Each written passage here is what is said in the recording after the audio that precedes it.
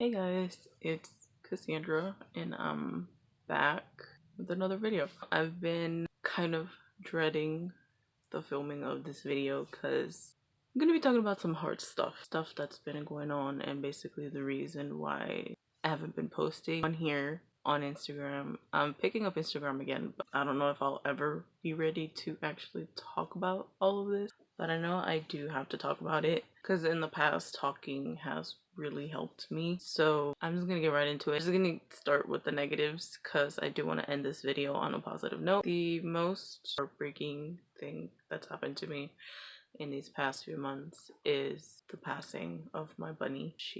This is why I didn't wear any makeup for this video because I know I'm gonna be crying. Xena, she's right there. Her ashes. She was my world.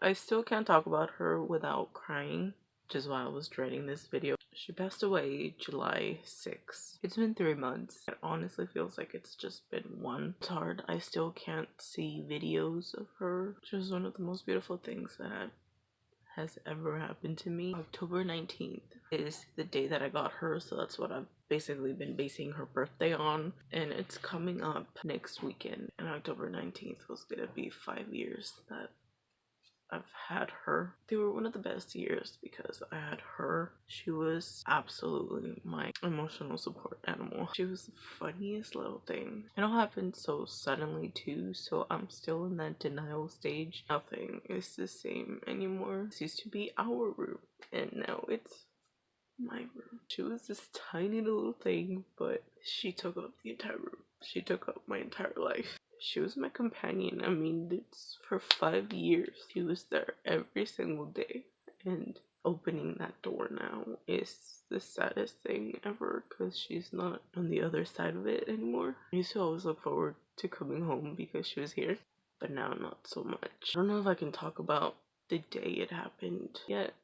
It's its own video, but that entire day I was by myself. It just so happened that it was a day when my brother was working all day and my parents were gone out of town. I didn't have anyone. It happened around 11 in the morning and they didn't come home till like 8 at night. So I was in the living room crying because I couldn't be in my room. For weeks after it happened, I refused to sleep in my room. I just slept in the living room.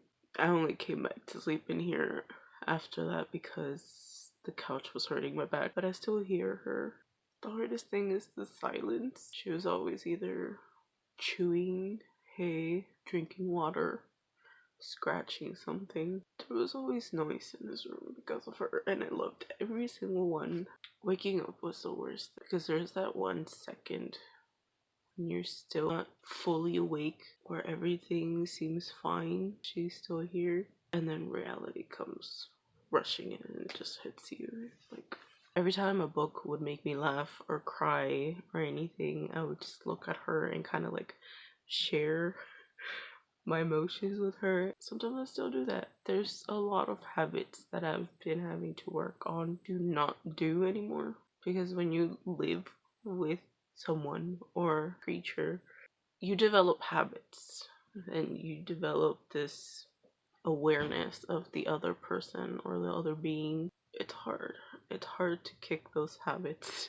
It's hard to go back to the person that didn't have those habits before I got her. So I just had a call, so I honestly don't even know where I left off.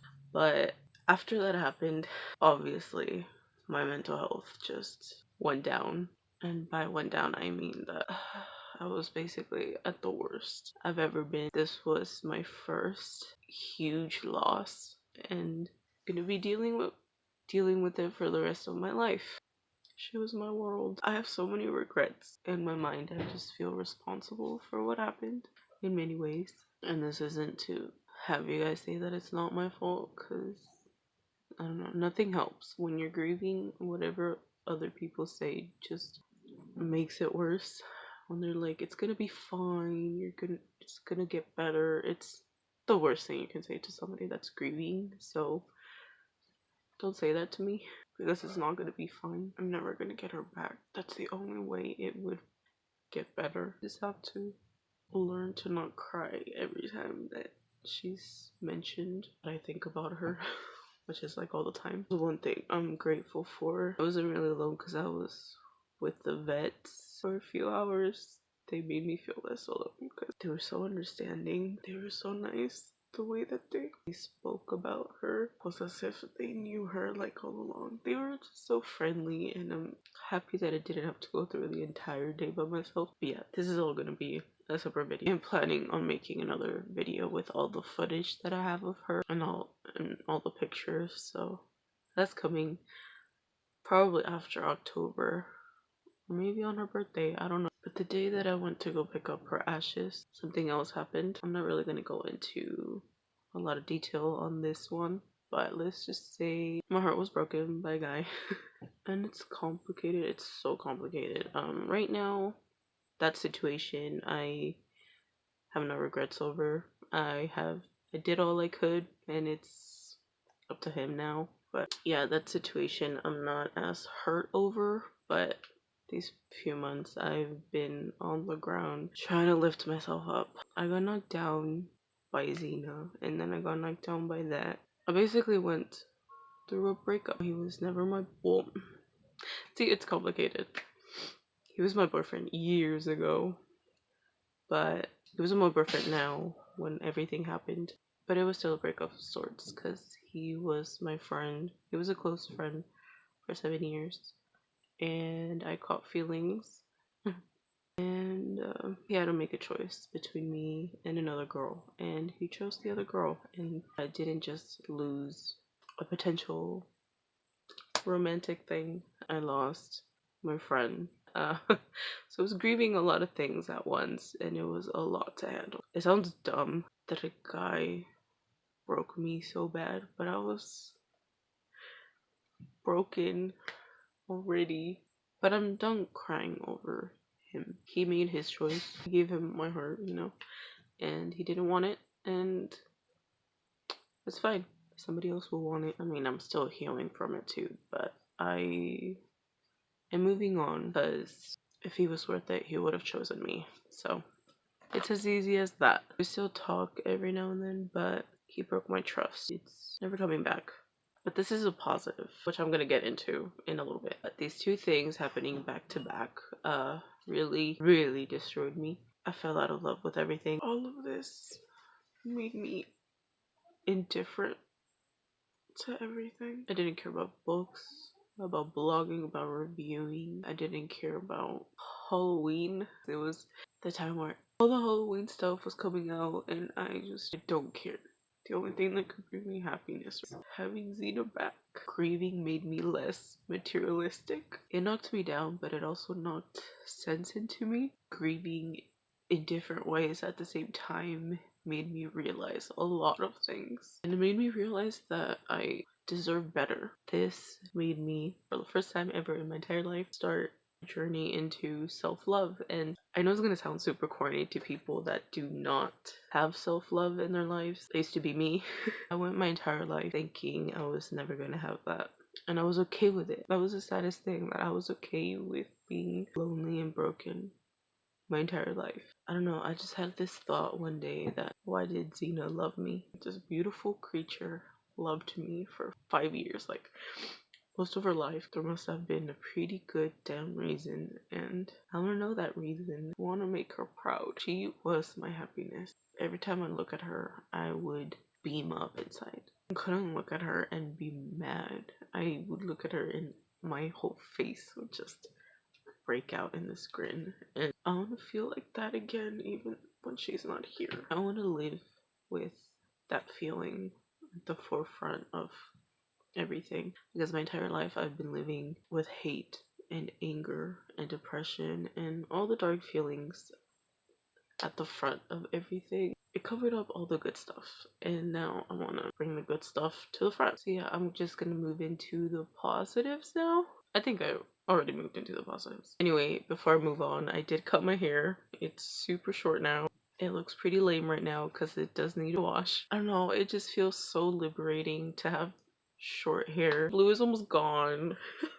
If I would have just cut a few more inches, the blue would have been gone. That's how much it's grown out. So I have to redo that one day, but I did film my Halloween haul before I cut my hair, so you guys will see my old hair one more time. I don't know, I just felt like doing a change because this journey that I'm going through is not easy, but I know it's gonna have massive reward at the end. One of the things that I did before Rosina passed away was quit my job. That was because my mental health was taking a dive, and with the whole, and after Xena and after the heartbreak, it just got worse. But one day I was like, you know what, I'm gonna try and go back if they'll have me. So I'm back working at Michael's again. I haven't been giving it my best because I've been honestly sleeping through the day and through the night. I don't want to be awake. It's hard. But the other thing that I wanted is to actually look for a therapist because I've needed it. Since I was a child, I've needed therapy, but I never went because I just like shrug everything away. If I'm in pain, I just like shrug and was like, it'll pass. I should do that for my emotional pain too. One of the things that I did that I was super proud of is I had this friend who I mistreated because I self-sabotage a lot and I ruin relationships before they're able to ruin me. Because in my entire life I've had friends who betrayed me in the worst ways, and I was angry and bitter. So every time I had a friend, I'd always just destroy the relationship because in my head I knew they were going to betray me like the other ones did. One of the nights I was crying myself to sleep, I was thinking about this friend and how our friendship was so beautiful. She was funny, she was kind and sweet, and she was the best. We used to work together. I missed her. I missed her every single day after I betrayed her.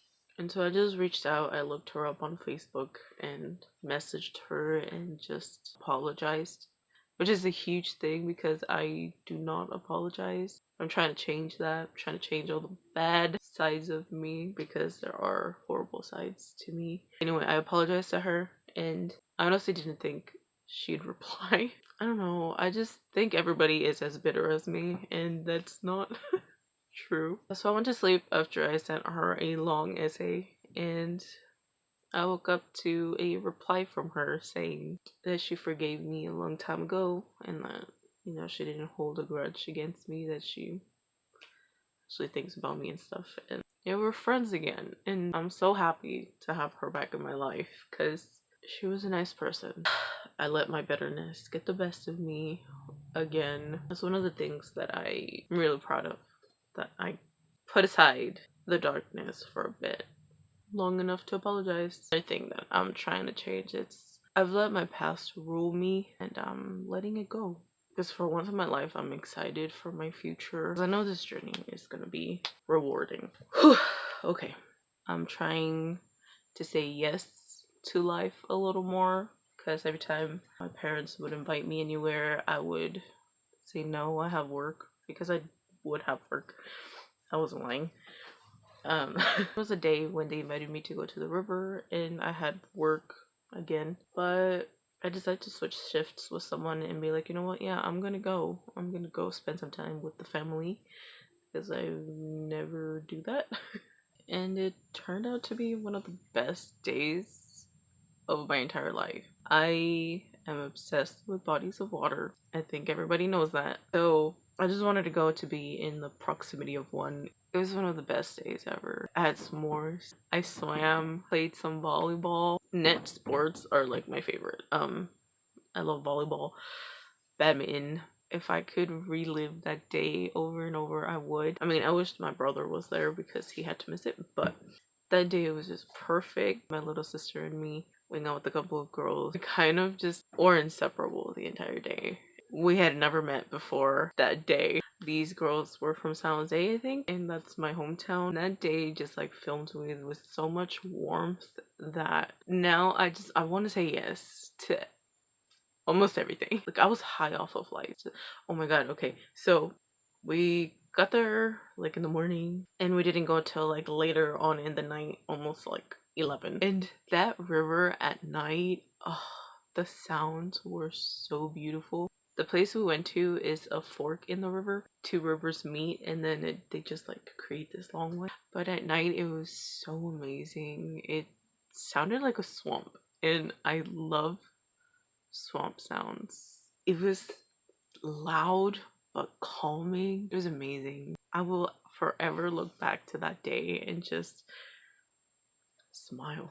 So yeah, I've been trying to say yes more. And last weekend, I'm not a religious person at all, and I never will be. But I told my mom that I want to take up volunteering again because I love volunteering. It's one of the things I am passionate about. I love helping people. It's something that brings me genuine joy. So my mom is like, we need help at the church. Once a year they have this festival and there's the food tents, and she's like, yeah, we need help taking orders and stuff. And I said yes. I was like, I don't have work, so yeah, let's do it. And it was fun.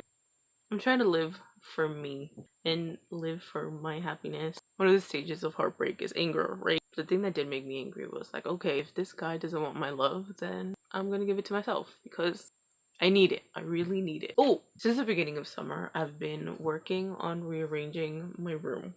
And today, as of the time that I'm filming this video, October 9th, I can say that I'm 99% done with this room and I am so excited. I didn't really have a vision, which is weird because I always have a vision when I'm rearranging something because I like to sketch it out and then do it. I just went for it, and I am going to go into further detail in my room tour video that is coming very, very soon. One of the things that came with rearranging my room is donating stuff, and I did it and it felt good. As good as cutting my hair. It felt like a weight lifted. I just went through everything that I owned and I was like, if I don't need it, if I don't use it, then it's gone. It was pretty awesome just having space again. And yeah, that was kind of therapeutic. That's been helping a lot. I think that's everything I wanted to talk about.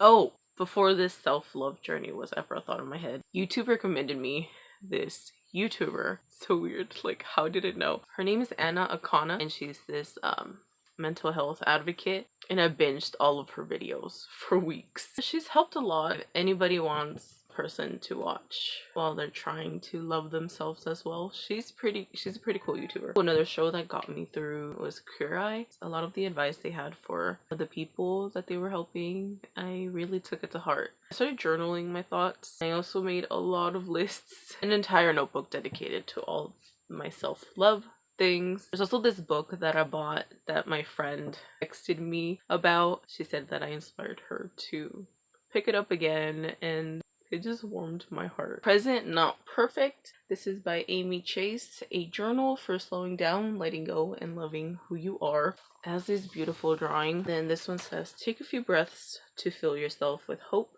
positivity, and lightness. Imagine that as you inhale, you are drawing golden light into your body.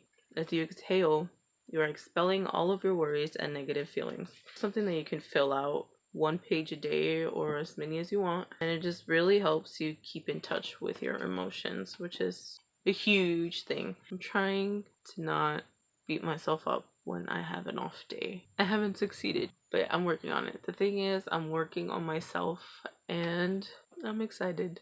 This is the first time that I've ever done anything for myself, and it feels nice. One of the most important things to have a support system when you just feel like you're never gonna get up after being knocked down. I think I told you guys everything I wanted to tell you. I do want to include you guys in this self-care journey, and hopefully someday I can look at the camera and be like, I love myself, and not look away immediately after because I don't believe it. Yeah, I'm gonna go before I start crying again. Thank you guys so much for watching this video. Let me know what you guys think of what I've told you, and let me know if you're going through a journey. We're all in life together.